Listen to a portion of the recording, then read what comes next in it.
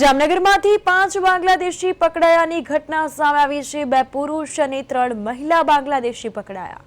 શહેરમાં પટેલ કોલોનીમાં મકાન ભાડે રાખી ગેરકાયદેસર રીતે રહેતા હતા અને પકડાયેલા બાંગ્લાદેશીઓ પાસેથી પશ્ચિમ બંગાળના આધાર કાર્ડ પણ મળી આવ્યા છે। તો પાસપોર્ટ ધારા ભંગ હેઠળ ગુનો નોંધી વધુ તપાસ હાથ ધરવામાં આવી।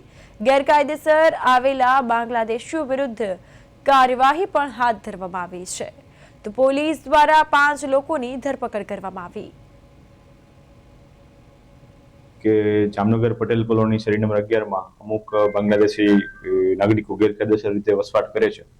આ બાતમીના આધારે જામનગર એસઓજી દ્વારા ત્યાં રેડ કરવામાં આવેલી હતી અને આ રેડના પરિણામે ત્યાં કુલ 5 વ્યક્તિ જેમાં 2 પુરુષ ને 3 મહિલા એમ મળીને કુલ 5 બાંગ્લાદેશી નાગરિકો કે જેમનો કોઈ આધાર પુરાવામાં કોઈ પાસપોર્ટ કે વિઝા કે કોઈ ભારત સરકારની કોઈ પૂર્વ મંજૂરી ના હોય તો એ રીતે ભારત દેશમાં કોઈ પણ કારણસર ગેરકાયદેસર પ્રવેશ કરી મળી આવેલા છે।